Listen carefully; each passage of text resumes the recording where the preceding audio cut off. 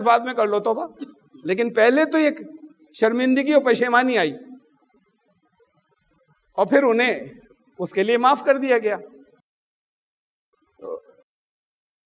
شیطان کا مطلب یہ کہ وہ بہت دور نکل گیا رحمت سے اور بغاوت اور سرکشی میں بہت آگے بڑھ چکا۔ یہ دو میننگ ہے شیطان کے۔ یہ تو ایک واقعہ تھا جو پیش آیا ہے، یہ ایک مخلوق ہے اللہ کی، یہاں دنیا میں بھیجنے سے پہلے ایک تجربہ کرایا تھا، ایک ٹریننگ تھی اللہ نے نسل انسانی اور کے لیے ایک رکھی تھی۔ پیدا یہیں کے لیے کیا تھا، زمین کے لیے۔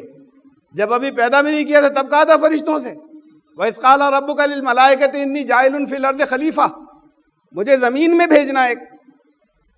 یہ ٹریننگ کے لیے درمیان میں روکا تھا، وہ ٹریننگ ہو گئی پوری، جہاں تک شیطان نے بہکایا تھا اس جگہ تک اب جاؤ تم اپنی ذمہ داری ادا کرنے کے لیے، کچھ عرصے کے لیے زمین پر بھیج دیا۔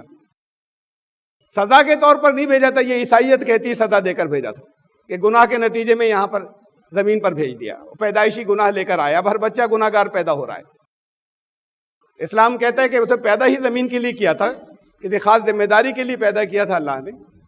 درمیان میں کوئی ٹریننگ کے لیے روکا تھا ان ذمہ داریوں کی، وہ مکمل ہو گئی، پھر بھیج دیا، زمین پر بھیج دیا۔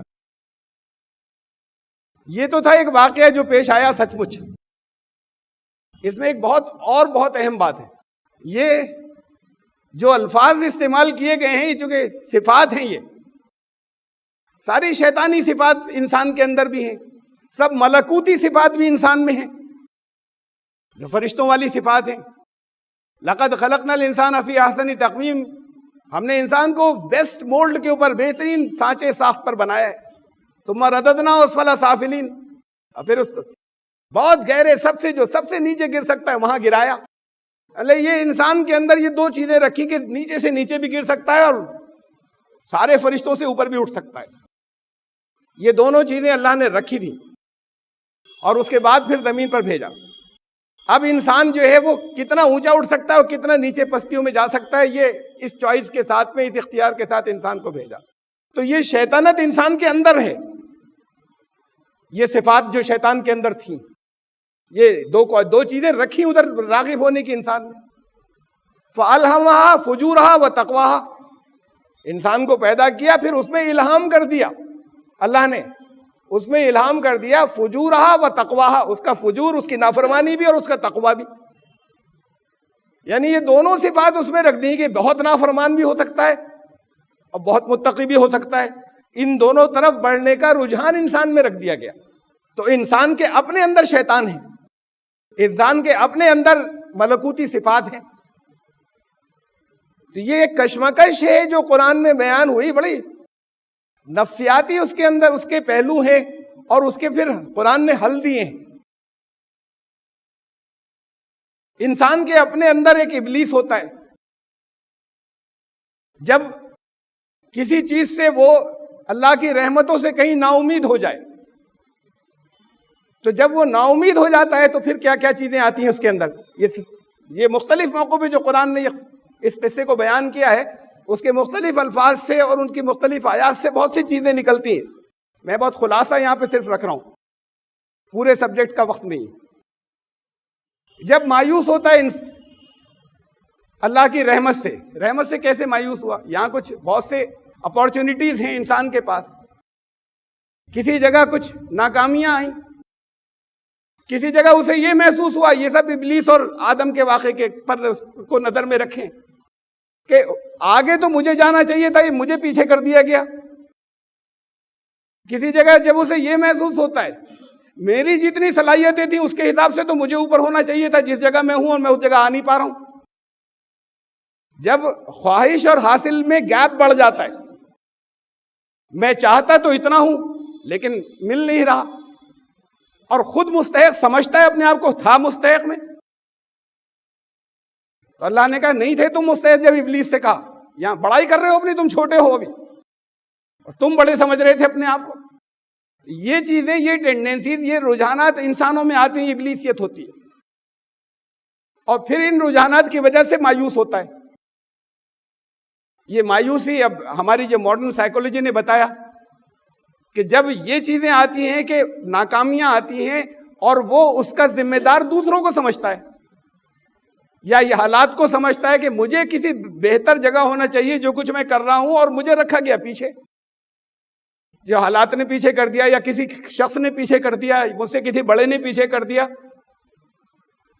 تو اس چیز سے ایک اندر غصہ پیدا ہوتا ہے. یہ غصہ دو طرف جاتا ہے. کبھی تو ایسا ہوتا ہے کہ غصہ خود اپنے اندر رہ جاتا ہے، وہ غصہ اپنے خلاف نکالتا ہے، اور کبھی ایسا ہوتا ہے کہ وہ غصہ باہر نکلتا ہے دوسروں کے خلاف. یہ دونوں چیزیں جو ہیں یہ لے کر جاتی ہیں، یہ دونوں سچویشن جو ہیں یہ ڈپریشن کہلاتی ہیں.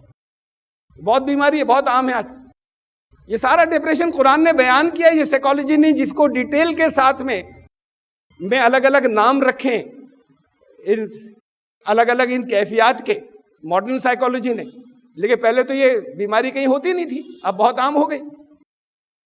تو یہ ابلیس اور شیطان کے پورے واقعے کے اندر قرآن نے بیان کیا اسے، کہ جب تک یہ جو ابلیسیت ہے یہ ڈپریشن پہ لے جاتی ہے، نا امیدی ہو گئی کہ ہم نہیں کر سکتے.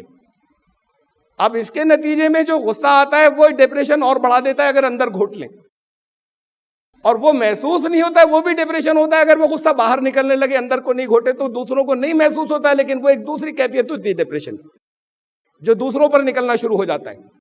اور وہ اس کے اندر وہ اس طرح کی چیزیں کرتا ہے جہاں پر لوگوں کو ایسا دوسرے لوگوں کے اوپر کہ جہاں ہر ایک کو محسوس ہوتا ہے یہ غلط کر رہے ہیں، تو جگہ جگہ بلا وجہ ریش ہو جاتے ہیں. وہ بیماری ہوتی ہے سائیکولوجیکل نفسیاتی، وہ بھی ایک ڈپریشن کی قسم ہے. تو یہ دو چیزیں ہیں جو ابلیسیت اپنے اندر ہوتی ہے وہ نکالتی ہے. اس پر ہوتا کیا کیا ہے یہاں تک، اگر یہ بڑھ جائے آگے، زیادہ بڑھ جائے، ایک اسٹیج ہوتی ہے، قرآن نے کہا کہ ایسی اسٹیج نہیں آ جائے جہاں سے واپسی نہیں ہو. میں بتاؤں گا آگے. اگر زیادہ آگے بڑھ جائے تو زیادہ آگے بڑھ جانے کے بعد یہ ابلیسیت کنورٹ ہو سکتی ہے شیطنت میں، جہاں سرکشی بغاوت آ جائے. ابھی تک یہ مایوسی تھی کہ کچھ ہو نہیں سکتا، اس کے بعد یہ کہ کچھ نہیں ہو سکتا اس کو ان راستوں کے اوپر لے جائے کہ جہاں سے اس کی واپسی ناممکن ہو جائے. یہ شیطنت آ جاتی ہے. شیطان کیا کرتا ہے؟ یہ سب اندر اپنے کشمکش، اندر کی کشمکش ہے. جو قصے آدم و ابلیس جو بتائے، انسان کے اپنے اندر جو ہے اس کی کشمکش. ہوتا کیا ہے اس سے کہ جب شیطنت آ جاتی تو اب واپسی تقریباً ناممکن ہو گئی. پھر بھی ہوتی کچھ تھوڑی بہت گنجائش. شیطان کیا کرتا ہے؟ آدم کے جب اکڑ گیا اب شیطان ہو گیا. اس وقت تک بھی ابلیس تھا، کہا آپ نکل جائیں یہاں سے. نکل گئے، کہا میں مہلت دے دیجیے، بہکاؤں گا. جا دے دی مہلت، ایک خاص وقت تک کے لیے ہے مہلت. سب سے پہلا اس نے داؤں مارا. فوسوس لہم الشیطان، وسوسے کے راستوں سے آیا. بہت اہم بات ہے. وہ گھس نہیں گیا اندر. عام طور سے جیسا مشہور ہے کہ وہ جنت میں گھس گیا سانپ بن کر، یہ عیسائیوں کے یہاں ہے، وہاں سے ہمارے یہاں بھی آ گئے قصے. جنت کے داروغہ کو ڈاش دے کے وہ اندر گھس گیا ان کو بہکانے کے لیے سانپ بن کے. اللہ کے نظام میں ایسا ممکن نہیں. قرآن میں ہے کہ اللہ نے کہا کہ نکل. جب اللہ نے جسے نکال دیا وہ کسی بھیس بدل کے کوئی ڈاش دے کے نہیں گھس سکتا. وہاں ایسا کچھ نہیں کہ کوئی وہ کسی داروغہ کو ڈاش دے کے گھس گیا اور اللہ کا نظام جو ہے وہ ایسا ہو گیا کہ انیفیکٹو ہو گیا بالکل. وسوسوں کے راستے سے یہ پاور ہے. قرآن نے کہا تمہیں وہاں سے بہکاتا ہے، تم اسے جہاں نہیں دیکھتے. اب انرجی باڈی ہے، میٹیریل باڈی نہیں ہے، مادی نہیں ہے. اثر دور سے ہوتا ہے، دماغ کے راستے سے آتا ہے. وسوسے آتے ہیں. ان کو وسوسے بھیجے آدم اور حوا کو. یہ وسوسے وہ تھے شیطان بہکا رہا ہے. شیطان ان سے یہ کہہ رہا ہے، وہ جو مکالمہ دیا ہوا ہے، جو کچھ شیطان کہہ رہا ہے وہ وسوسے تھے ان کے اپنے ذہن میں جو آئے اس سچویشن میں تھے شیطان کی وجہ سے. اس لیے اسے کہا کہ شیطان نے یہ کہا کہ میں تو تمہیں ہمیشہ کی زندگی دینے والے درخت کو چکھوانا چاہتا ہوں تاکہ تم ہمیشہ یہاں جنت کے اندر آرام سے رہو. یہ ان کے اپنے ذہن کے وسوسے جو شیطان کی وجہ سے پیدا ہوئے، جسے کہا گیا کہ شیطان نے کہا ان سے. یہ تو اندر کی ڈیبیٹ ہے انسان کے اپنے اندر کی. تو خود انٹری نہیں لے سکتا وہاں. پورا قرآن شریف ہدایت کے مختلف موقع جب ختم ہوا، جہاں سب بالکل آخر میں آخری صورت کے اندر کہا پناہ